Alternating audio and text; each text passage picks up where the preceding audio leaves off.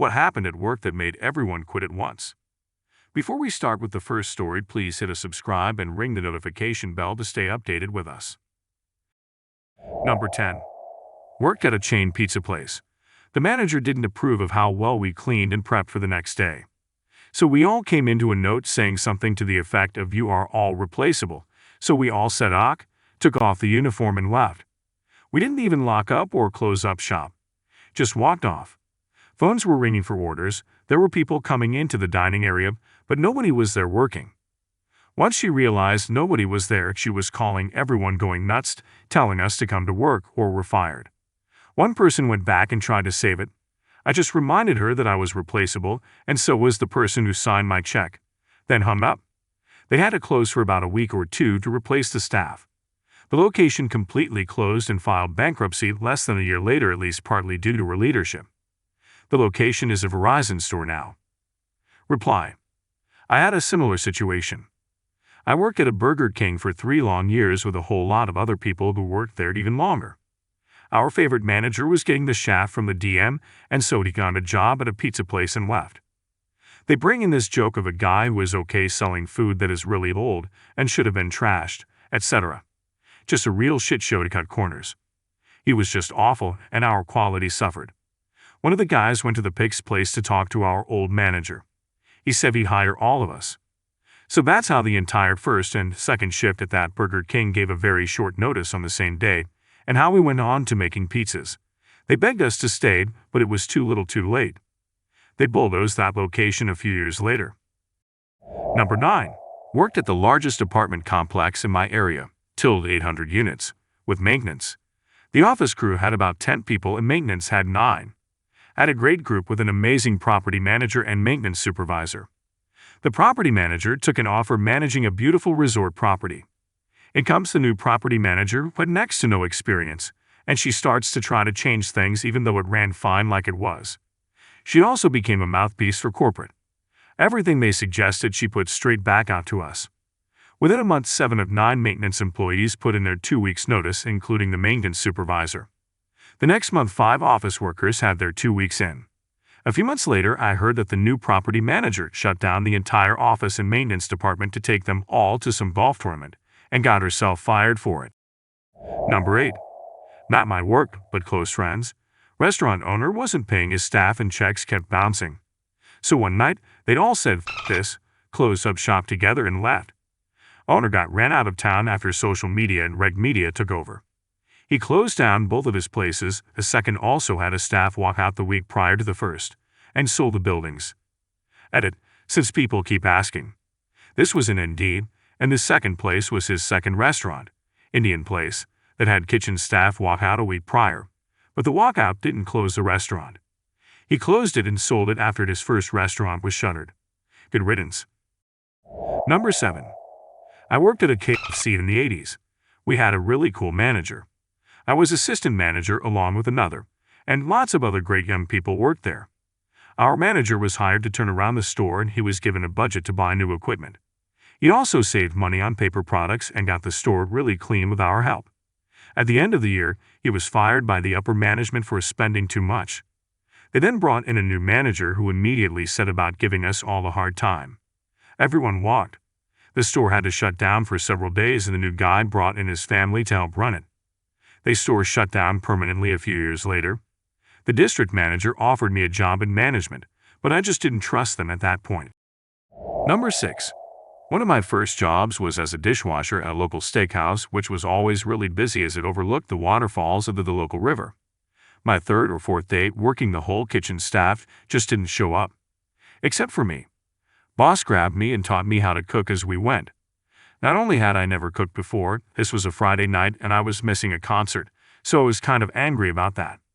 Probably not the culinary experience some of the customers expected that night, but I tried my best. Then after we closed, I had to stick around for another 4 hours to wash dishes. Turns out everybody went to the concert. This was almost 40 years ago. So mad. Number 5. Worked at a cheap clothing retail store while I was in college. 15 to 20 hours per week for the first several months, as was most of the staff. Then we had a new manager who decided that the state mandated paid breaks, 15 minutes after 4 hours, were a waste of money. So he changed everyone's shifts to 3 hours 45 minutes or less so no one would get a paid break. Then people complained, so he hired a bunch of new people and reduced the old staff to about 1 shift a week. Lost pretty much everyone who actually knew what they were doing in less than a month. I heard most of the new people also quit pretty quickly once they figured out how dumbly the place was run. Number 4. I worked at 7 to 11 for 2 years. We are the busiest gas station in the area because we were the first one off of the highway and a block from the hockey arena. When I started, the task list we had was manageable. If things were really busy, we'd miss a couple but the next shift was able to pick it up. By the time I quit, we were lucky to finish 1/3 of the list. The area manager kept making it longer because she thought we could do more. But that's not what made me quit. I handed in my 2-week notice when we were told that we'd no longer have a cook. You know, the one who would bread and cook the chicken, wedges and wings and fry the corn dogs. Instead, they were bringing in pre-breaded garbage that the cashiers would have to throw the cook on top of all the normal stuff, which we struggled to do already. A good chunk of us quit because of that. Found out about 2 months later that the idea only lasted a month because chicken sales were only 1/3 of what they normally were. A few months after this, another good chunk left because the woman who had been working there for around 20 years left. Number 3. Worked at dairy. Someone was stealing money regularly during the closing shift. Many of us had a suspicion of who it was, and I'm pretty sure most of us told our manager for fear of being blamed ourselves. We were certain it was the assistant manager who was with us on those closing shifts. Instead, our manager started randomly firing younger staff members for any minor discretion and blaming the missing money on them. When they fired me, it was the last straw, and several of my coworkers walked out in solidarity. Newsflash, it was the assistant manager all along. I ended up threatening to go to the labor board, and they kind of paid me off. Edit, this was about 15 years ago. I'm very much over it. It was my first real job in high school, and I was there for almost 2 years. I'm Canadian, it was in DQ in Ontario, and my boss knew she was in for a world of trouble if I disclosed some of their practices. I did not sign an NDA. I think my manager was afraid to let anything get to a higher level. They added like 1K to my final paycheck that had no real explanation why it was there. In all honesty, it could have been that I was young and didn't quite understand how loose ends get tied up after someone is fired. Maybe their version of severance, I really don't know. That's just how my 17-year-old brain made sense of it at the time. Anyways, I see that assistant manager out and about all the time, and after all this time, she still can't look in my direction. Number 2. Smallest company with a very necessary programming team of 5 people. CEO spent several $100,000 repainting and refurbishing the building, deciding he didn't like the color, and got it redone in the same month. Then lockdown hit and the company was suddenly struggling for money. CEO decided to retrench 2 of our team members. At first, we thought that he picked those 2 because they were less familiar with the systems. But then the other 3 of us were told by the CEO that those 2 were in the most rough positions financially, and one was expecting another kid in a few weeks. And that this meant that they could hire them back as contractors for cheap because they'd be desperate.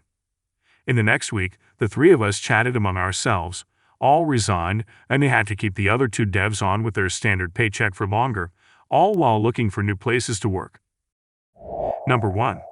We didn't all quit at once, but within a week or 2 of the event.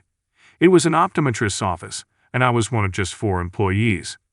The doctor invited another practice to move in and share space with us in our already cramped and disorganized office. We had to do all the work to make room for them. The doctor never broke from her usual routine to help us with the transition, or stayed late as we all did. Then the new doctor arrived, having let all of his staff go, assuming that we would work for him. Without being paid by him, the practices weren't merging in any way. He hired only one person, who was barely out of high school, who had no idea what they were doing. Guess who had to train them? And the doctor never reduced the amount of appointments we took. We had our usual heavy workload all along. Our patients shared a waiting room with theirs. They were not prompt in taking their patients back, but we were. Their patients threw us dirty looks, and sometimes yelled at us for ignoring them. But we were forbidden from saying anything to them about why we ever helped only half the people who came in the door, or why we couldn't answer their questions and had to redirect them to the least knowledgeable person in the room, the other doctor's O&E employee. The doctor refused point blank to listen to any of our concerns. We all quit, and the practice sold out to one of the eyeglass chains a few months later. Alright folks, that's a wrap. Thanks for joining us today. If you like more of this, please hit a thumbs up and subscribe to the channel.